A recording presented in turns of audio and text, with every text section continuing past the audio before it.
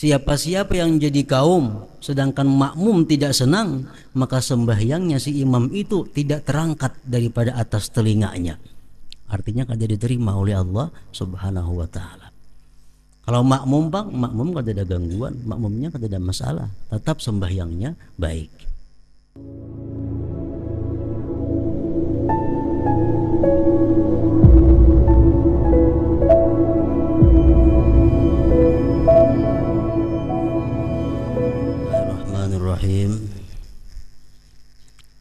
Alhamdulillahilladzi ghamara al-ibada biladhaifih wa ammara qulubahum bi anwarid dini wa wazaifih allati tanzilu an arsil jalali ila sama'id dunya min darajatir rahmati ihda awatifih faraqal muluka ma'at tafarrudi bil jalali wal kibriya bitarghibil khalqi bis su'ali wad du'a faqala hal min da'in ba astajiba lah wa hal min mustaghfirin ba aghfira lah wa bayana salatin bi fathil bab wa raf'il hijab farakhasa lil ibadi fil munajati bis salawat kaifa ma taqallaba bihimul halatu bil jama'ati wal khalawat walam yaqtasir 'ala ar-rukhsah bal talattafa bit-targhib wad-da'wah wa ghairuhu min du'afa'il muluk la yasma'u bil khalwati illa ba'da taqdimil hadiyyati war-rishwah fa subhanahu ma a'zama sya'nahu wa aqwa sultanahu wa atamma lutfahu wa a'amma ihsanahu wassalatu ala muhammadin nabiyyihil mustafa wa waliyyihil mujtaba wa ala alihi wa ashabihi mafatihil huda wa masabihid duja wa sallim taslima amma ba'du fa inna salata imaduddin wa isamul yaqin wa ra'sul qurbat wa ghurratut ta'at.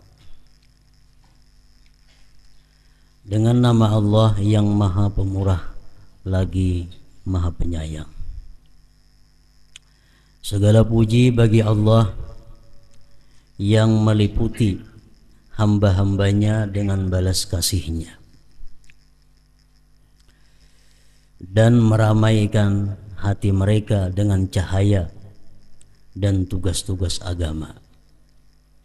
Tugas-tugas agama seperti sembahyang, membaca Al-Quran, puasa, itu tugas-tugas agama yang turun dari aras kebesaran ke langit dunia dari tingkat-tingkat rahmah, yaitu salah satu balas kasihnya. Salah satu di antara rahmat Allah Subhanahu wa ta'ala yang diberikan kepada hamba-hambanya adalah dalam hati mereka itu hamba-hamba tadi ramai dengan tugas-tugas agama, ramai dengan ibadah taat kepada Allah. Dia Allah berbeda dengan para raja, di mana Dia Allah menyendiri dengan kebesaran dan kebesaran, dengan menggemarkan makhluk untuk memohon dan berdoa. Itu perbedaannya dengan raja-raja dunia. Kalau raja-raja dunia kada suka diminta oleh rakyatnya, raja-raja dunia kada suka dimohon oleh rakyatnya. Kalau Allah Subhanahu wa ta'ala justru sebaliknya menggemarkan makhluk untuk memohon dan berdoa.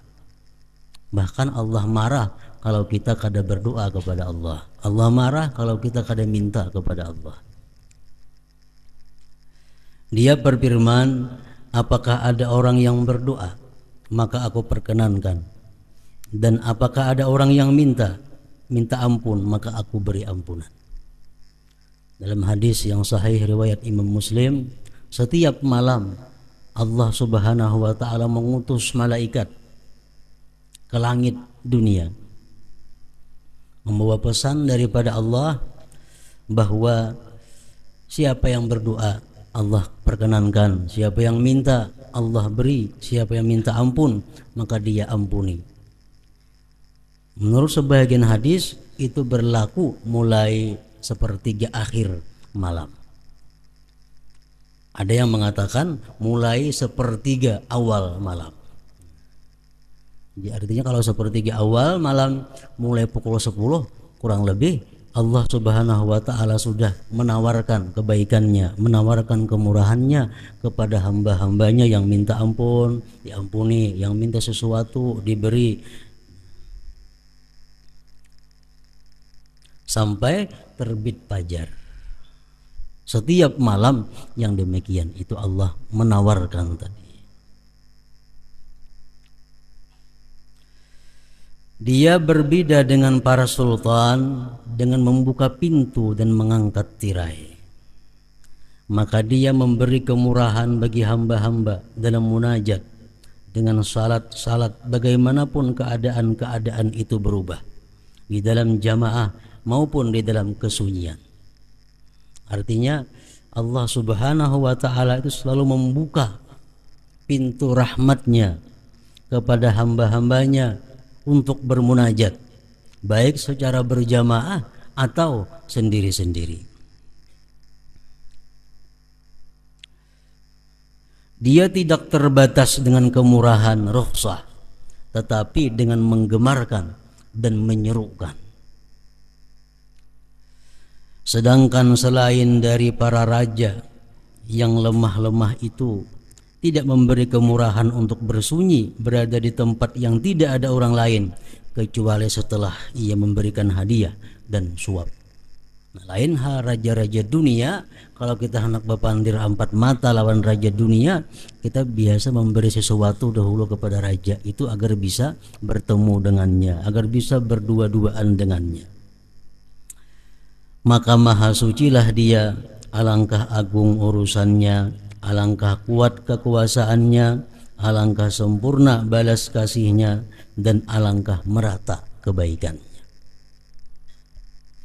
Artinya merata kebaikan Allah itu bukan hanya kepada orang yang beriman, tetapi orang yang kafir pun dalam dunia ini selalu dapat kebaikan Allah Subhanahu wa ta'ala.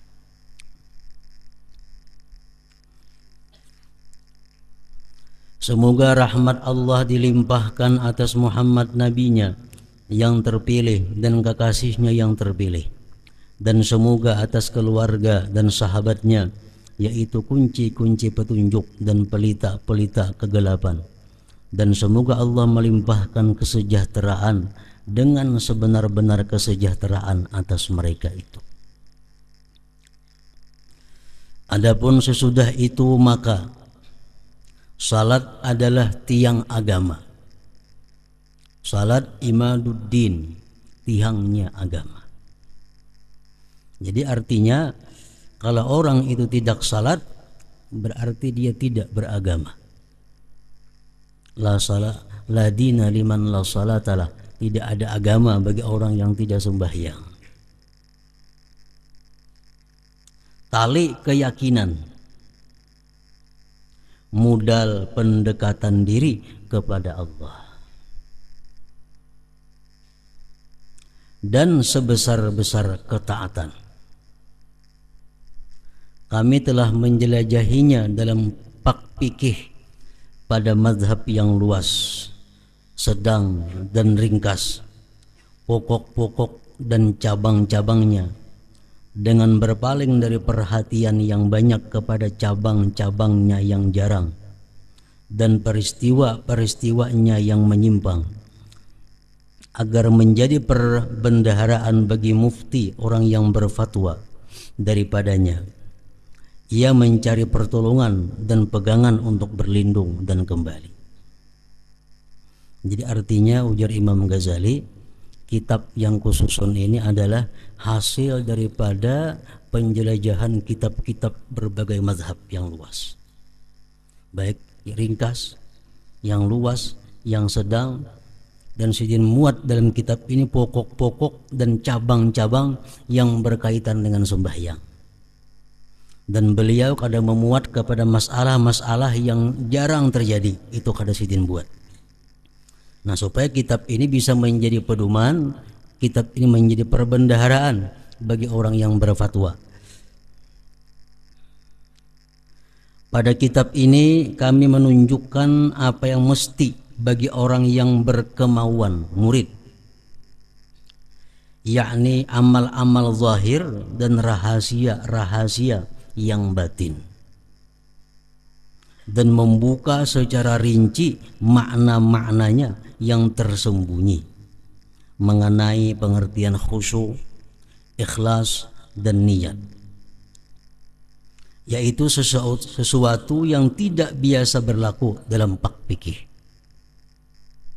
Kami susun kitab ini atas 7 bab, yaitu bab pertama mengenai keutamaan salat, bab kedua mengenai pengutamaan amal-amal yang zahir dari salat, bab ketiga mengenai pengutamaan amal-amal yang batin dari salat, bab keempat mengenai keimaman dan kemakmuman, bab kelima mengenai salat Jumat dan adab-adabnya, bab keenam mengenai masalah-masalah yang bermacam-macam yang menjadi musibah yang merata, di mana orang yang berkemauan perlu untuk mengetahuinya. Bab ketujuh mengenai sunat-sunat dan lainnya.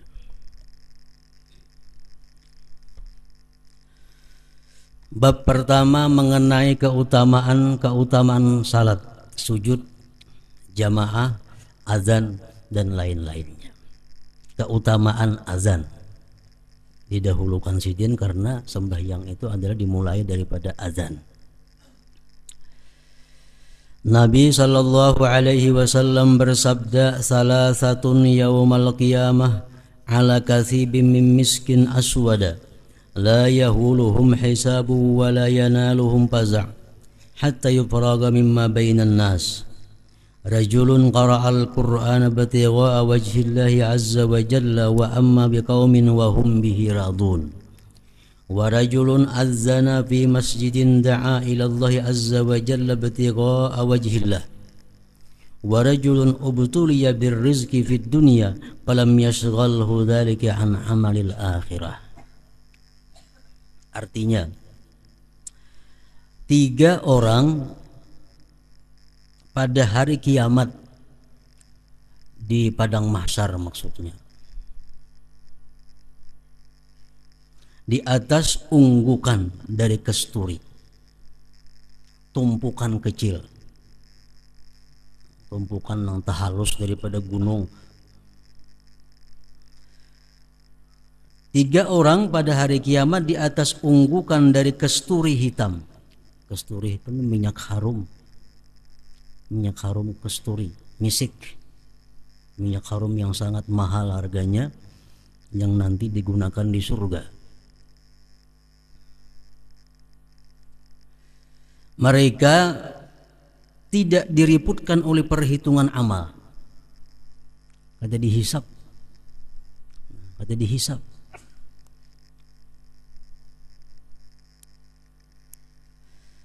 Dan mereka tidak dilanda keterkejutan.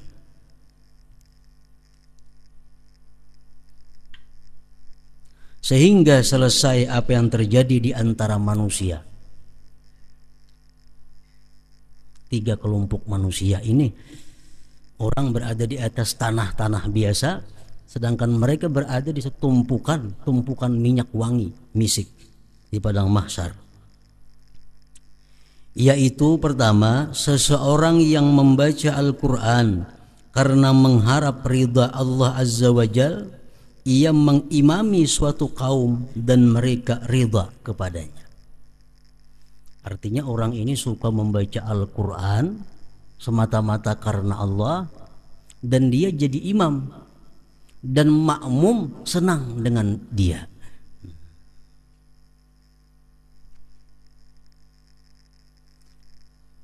Gawiannya membaca Quran, ke masjid jadi imam, jamaah suka. Nah, itu kelompok yang pertama. Kalau jamaahnya kada ketujuh, nah itu lain lagi kisahnya. Maksudnya jamaah ketujuh itu mu'zamuhum, sebagian besar. Pada sarana semua jamaah apa ketujuh, mu'zam, sebagian besarnya. Artinya jamaahnya orang 50, 30 lebih nang ketujuh inya itu jadi imam.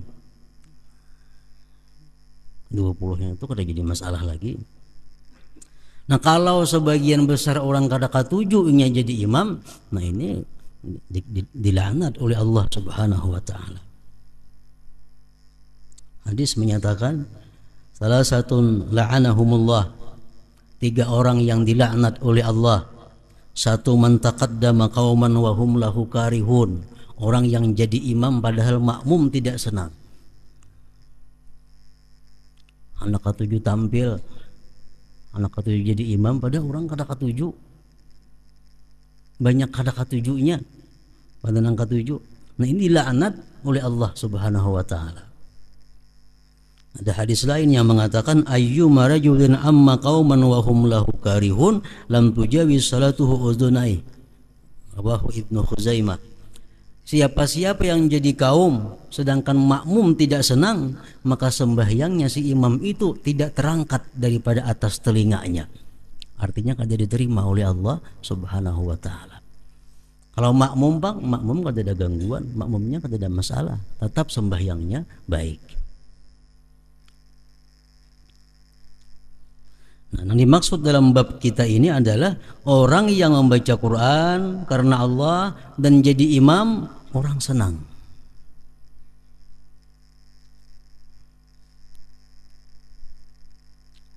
Yang kedua, warajulun adzana fi masjidin da'a ila Allah azza wa jal ibtigha'a wajhillah.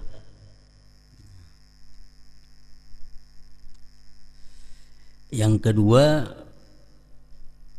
seseorang yang azan di masjid, ia menyeru kepada Allah azza wa jalla karena mencari keridaan Allah. Jadi inya azan di masjid itu semata-mata karena Allah, kada ada harapan untuk mendapatkan dunia, kada ada harapan untuk mendapatkan honor, untuk mendapatkan gaji, semata-mata karena Allah. Orang nang gawiannya azan mau sekali-sekali itu kada bang, ini gawiannya muazin sampai waktunya bang, mungkin berapa kali sehari ini aja nang bang di masjid itu dilanggaran itu, dan semata-matanya karena Allah. Nah kalau ini orang ini mati kayaknya di padang mahsyar demikian tadi, dia berada di atas tumpukan wangi-wangian misik dan diributkan dengan berbagai macam hisab-hisab. Yang ketiga, dan seseorang yang diberi cobaan dengan rezeki di dunia, namun rezeki itu tidak menyibukkannya dari amal akhirat. Orangnya hidup fakir, hidupnya serba kekurangan, namun sembahyang berjamaahnya kada pernah alfa, sembahyang sunatnya kada alfa, menuntut ilmunya kada alfa, selalu aktif. Padahal orang ini rezekinya serba kekurangan. Atau termasuk juga orang yang rezekinya serba kelebihan, banyak berisi dagangan, banyak berisi toko, banyak berisi perusahaan macam-macam, tapi sembahyang berjamaahnya kada ketinggalan, sembahyang sunatnya kada ketinggalan, menuntut ilmunya kada ketinggalan. Ini orang nanti di akhirat kayaknya berada di tumpukan wangi-wangian tadi. Jadi sambil menunggu Allah menghitung makhluk, sambil menunggu Allah menghisap manusia, dia berada di tempat wangi-wangian, tanpa diributkan dengan hisab tadi. Dan seseorang yang diberi cobaan dengan rezeki di dunia, namun rezeki itu tidak menyibukkannya dari amal akhirat.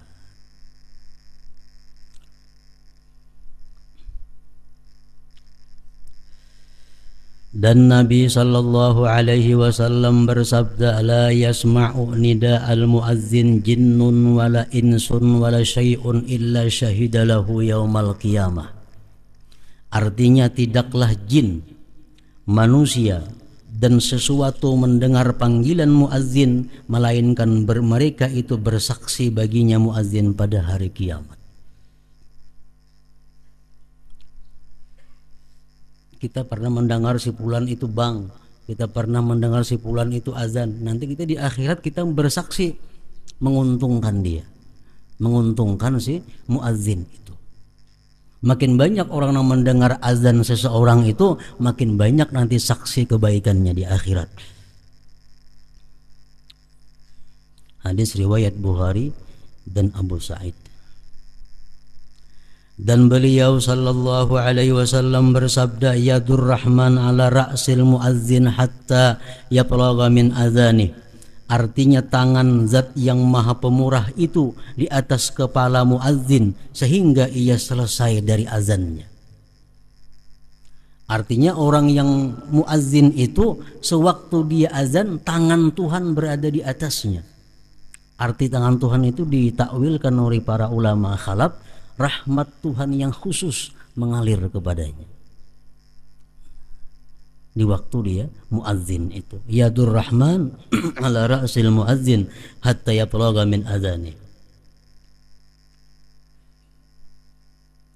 Dan ada yang mengatakan mengenai tafsir firman Allah Azza wa Jal, wa man ahsanu qawlan mimman da'a ila Allah wa amila salihah. Artinya siapakah yang lebih baik perkataannya daripada orang yang menyeru kepada Allah dan mengerjakan amal saleh. Ayat ini turun mengenai orang-orang yang azan, muazzin. Maksudnya muazzin ini adalah muazzin yang salat berjamaah. Karena azan itu kita sembahyang sorangan, sunat juga azan.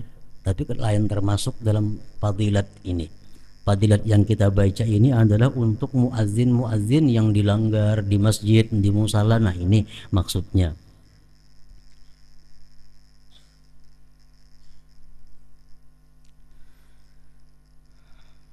Nah, ulama fikih memberikan beberapa syarat sehingga orang itu bisa menjadi muazzin. Jadi kada semua orang bisa jadi muazzin. Mereka mengatakan pertama, orang yang jadi muazzin itu al-Islam. Orangnya Islam, jelas sudah itu. Yang kedua tamyiz. Artinya orang ini sudah tamyiz, sudah ada akal. Biasanya di atas 7 tahun tamyiz itu. Di atas umur 7 tahun. Jadi yang jadi muazzin itu kada sarana mahadang balik. Kalau sudah mumayyiz, sudah kawa jadi muazzin. Yang ketiga az-zukurah, laki-laki. Bini-bini kada boleh azan, haram. Kenapa? Karena menyerupai pekerjaan laki-laki. Azan hanya bini-bini haram. Kenapa? Padahal zikir tuh. Kenapa haram? Karena menyerupai pekerjaan laki-laki. Apalagi baju kayak baju laki-laki maginnya haram. Selawar kayak selawar laki-laki maginnya haram. Azan aja haram karena itu gawian laki-laki. Diserupai oleh bini-bini kada boleh. Az-zukurah. Yang keempat, arifun bidukhulil waqti, tahu dengan masuk waktu. Nah itu nang kawa jadi muazzin, nang mengerti di waktu nih, jam ini masuk waktu zuhur, jam ini masuk waktu asar, jam ini masuk waktu maghrib, tahu itunya. Nah jadi 4 macam itu syarat orang nang jadi muazzin.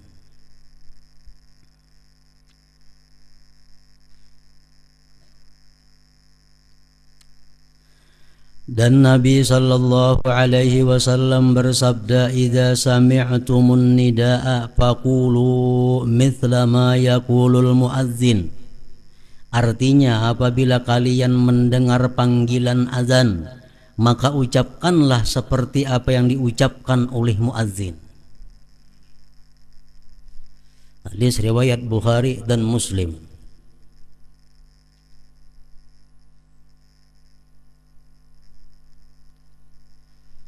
Maka ranjak kita banyak mendengar azan nih, di kota nih ya.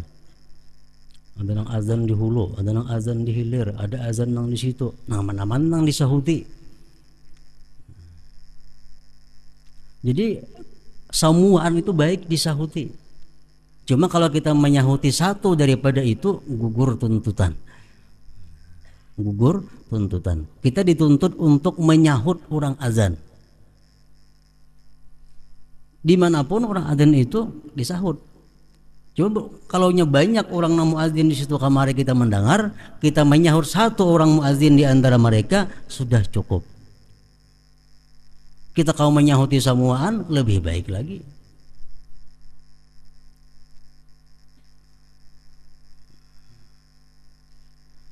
Sesungguhnya yang demikian itu menirukan ucapan muadzin. Nah, ini keuntungan untuk perempuan, keuntungan untuk bini-bini. Bini-bininya azan kada boleh. Ini menyahuti dituntut. Menyahuti dituntut. Jadi dapat juga ini fadilat azan itu. Sesungguhnya yang demikian itu menyahut azan tadi menirukan ucapan muadzin. Muadzin asyhadu an la ilaha illallah. Kita pun asyhadu an la ilaha illallah. Asyhadu anna Muhammadar Rasulullah. Asyhadu anna Muhammadar Rasulullah. Kecuali pada dua hayyalah. Hayya 'alas shalah, hayya 'alal falah, maka pada keduanya itu ia mengucapkan la haula wala quwwata illa billah. Hayya 'alas shalah, jangan hayya 'alas shalah aja menyahuti la haula wala quwwata illa billah. Jadi dalam istilah bahasa agama, bahasa Arab, hay'alah itu artinya hayya 'alas shalah, hayya 'alal falah. Kayak basmalah ya. Artinya apa? Bismillahirrahmanirrahim. Hamdalah, alhamdulillahirabbil alamin. Hauqalah, la haula wala quwwata illa billahil aliyil azim. Misalnya kita bersama-sama ujar membaca hauqalah. Kenapa hauqalah?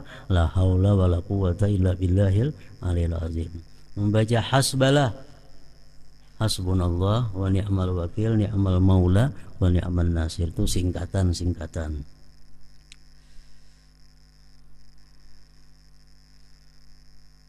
Artinya tidak ada daya dan kekuatan kecuali dengan pertolongan Allah.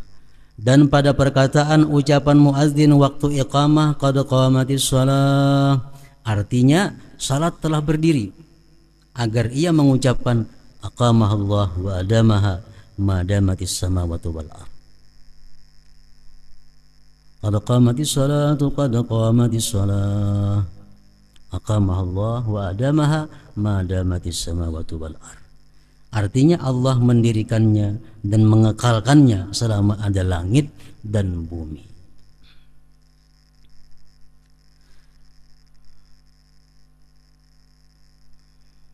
Jadi pendapat yang mu'tamad daripada ulama, kalau kita sembahyang berjamaah itu makmum tuh duduk aja sampai tuntung doa.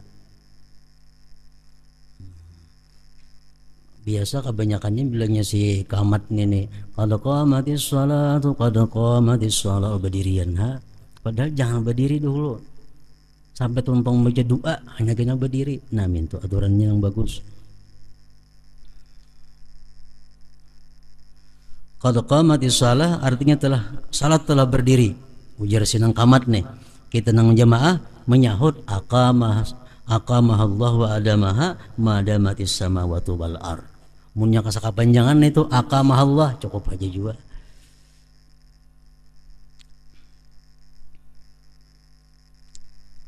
Dan ketika taswib itu ucapan as-salatu khairum minan naum pada waktu azan subuh. Itu khusus bang subuh aja.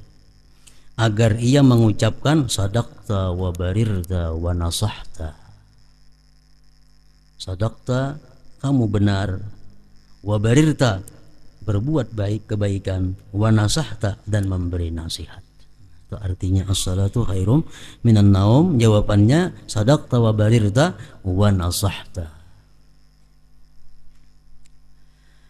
Ketika selesai azan, ia mengucapkan Allahumma rabba hadhihi ad-da'wati tammah was-salatil qa'imah آتي محمدا الوسيلة والفضيلة والدرجة الرفيعة وابعثه المقام المحمود الذي وعدته إنك لا تخلف الميعاد.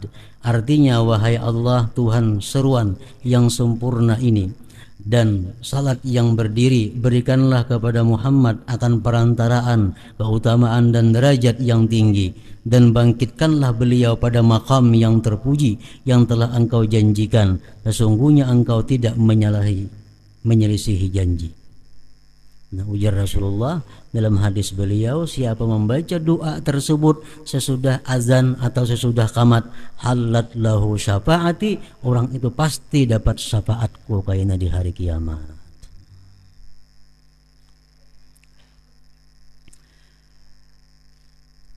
Halat lahu syafaati. Nah, jadi muazzin tadi syaratnya ada 4. Kemudian azan ini bisa sah bisa kada sah. Bila azan itu kada sah ada berpahala artinya dan diulang. Ada syaratnya sah azan itu. Yang pertama tartib. Nah, tartib hayya 'alas shalah itu berdahulu daripada hayya 'alal falah. Asyhadu an la ilaha illallah berdahulu pada asyhadu anna Muhammadar Rasulullah. Itu tartib ngarannya.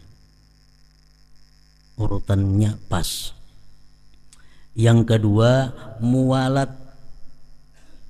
Bang itu azan itu atau qamat itu mesti berturut-turut. Jangan bemandak lawas.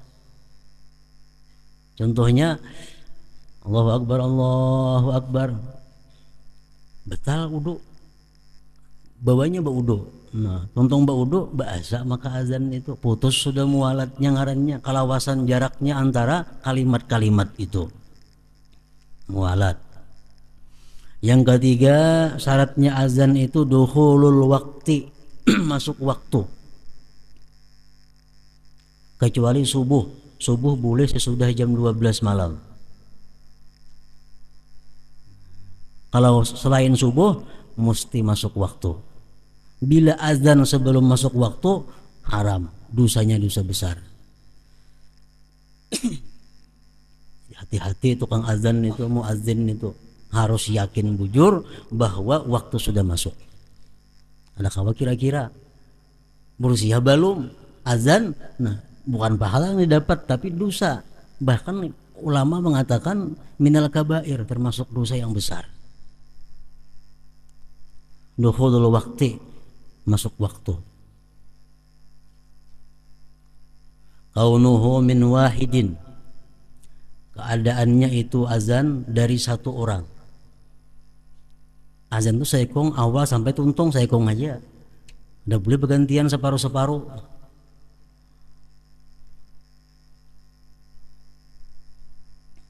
Kaunuhu bil arabiyyah, azan mesti bahasa Arab. Nang keenam al-jahru idza kana li jamaah, benyaring. Kalau memang sembahyang berjamaah nyaring. Kalau suara kada nyaring, kada usah jadi muazzin. Harus suara nang nyaring maka.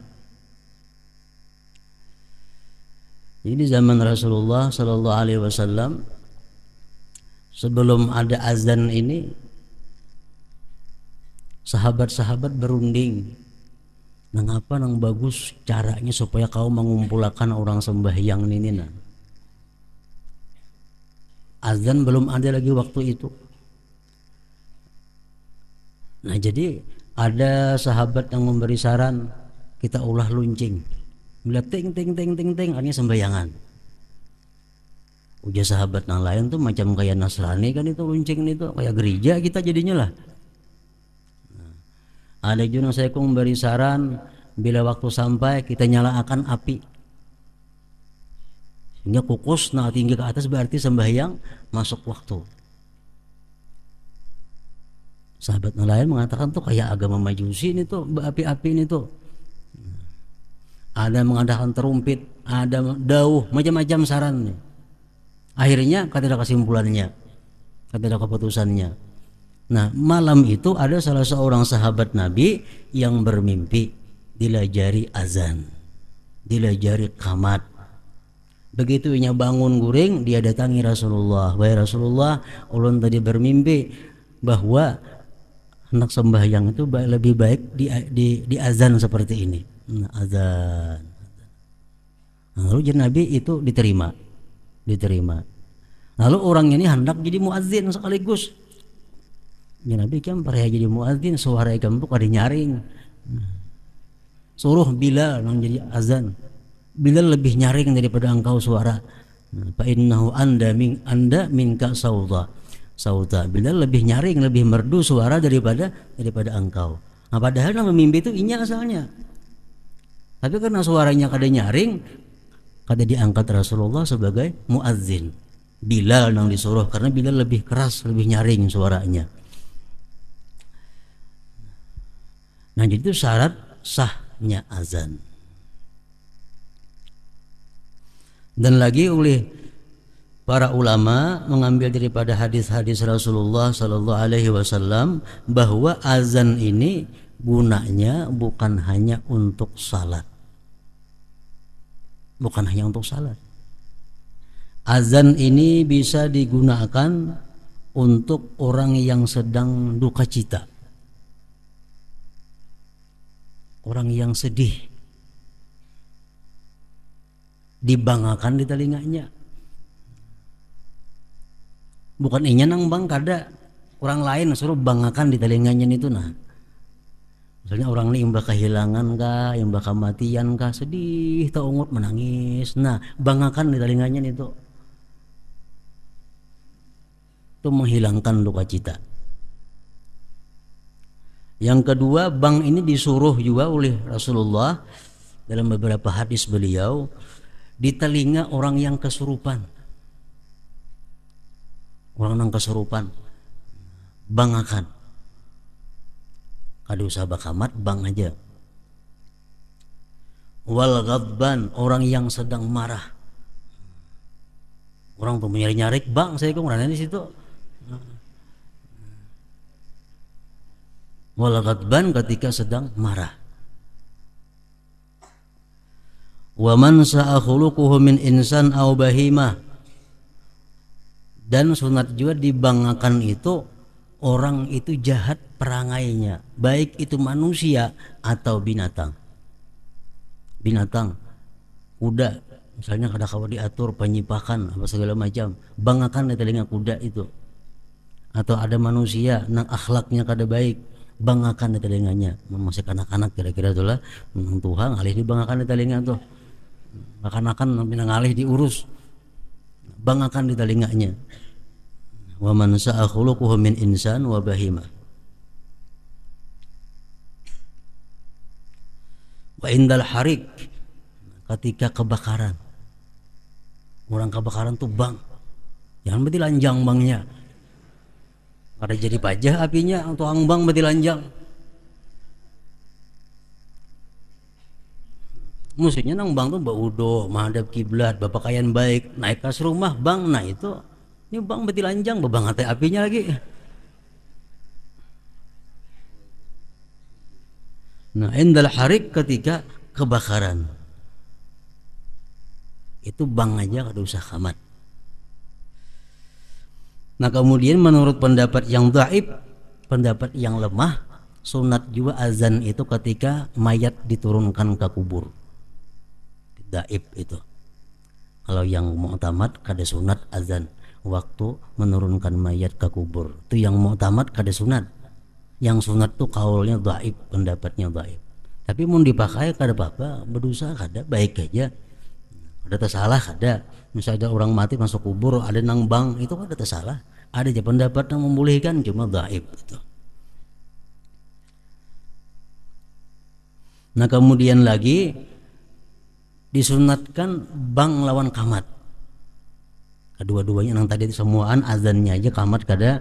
Ada ini azannya sunat, kamatnya sunat. Khalfal musafir, di belakang orang musafir. Nah, artinya orang hendak bepergian. Nah, sunat itu bang lawan kamat. lawan kamat-kamatnya. Kemudian lagi yang sunat azan lawan kamat-kamatnya itu fi uzunil maulud, pada telinga anak yang baru lahir. Akan-akan yang bakal keluar itu mbaknya dibersihi langsung diazankan di sebelah kanan, dikamatkan telinga kiri. Nah untuk nang sebuting ini kada syarat laki-laki, bini-bini boleh membanggakan mengamatakan itu. Untuk nang beranak nih, misal beranak ada laki yang lihat bidan suruh bang kamat sekaligus sama sekali semuaan. Jadi ini dibolehkan perempuan untuk soal bang di telinga anak-anak yang baru lahir itu boleh bini-bini.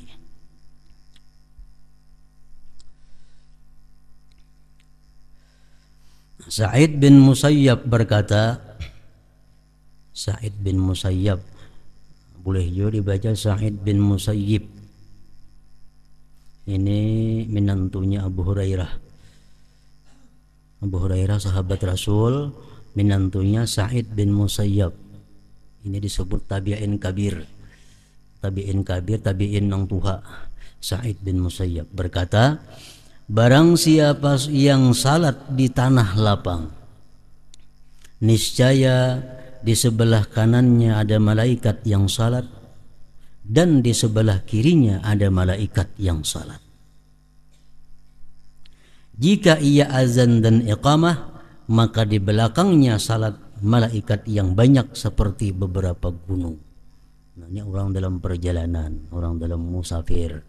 Nah, sampai waktu sembahyangnya di tengah jalan, di padang sawang tempat kada ada orang, sembahyangnya biasa kada bebang kada bakamatan, itu malaikat ada hadir sebelah kanan kirinya aja. Tapi kalau nyabang lawan kamat-kamatnya, nah itu malaikat di belakang pun banyak bergunung-gunung jumlahnya.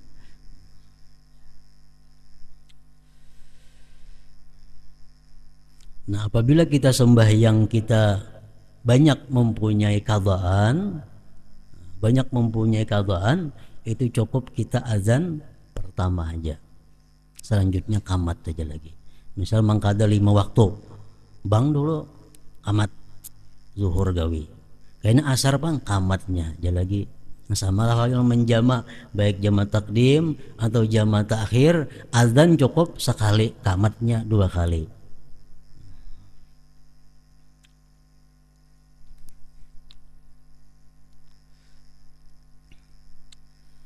Nah kemudian keutamaan salat fardu.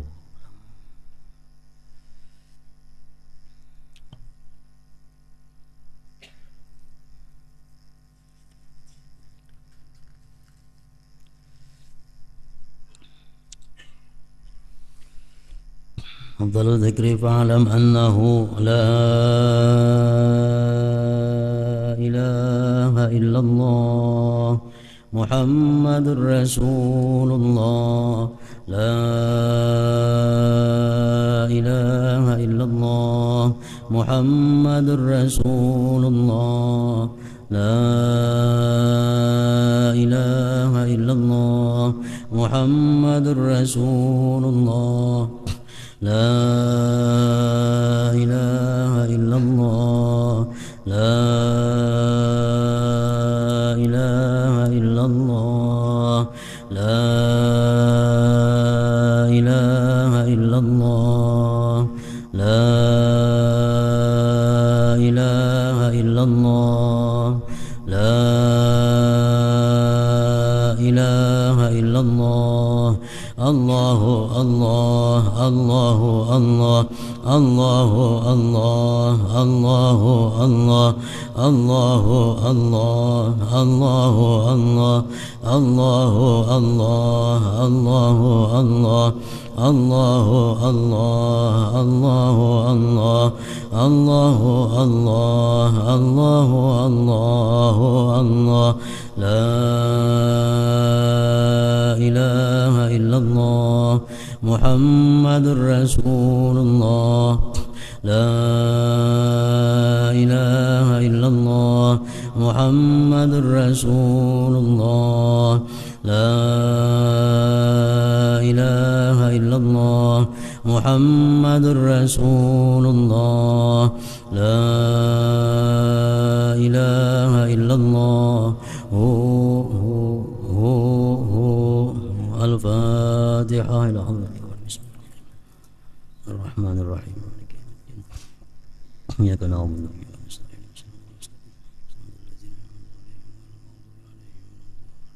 فيا أيها الرجل منه شفاعة صلوا عليه سلموا تسليما اللهم صل وسلم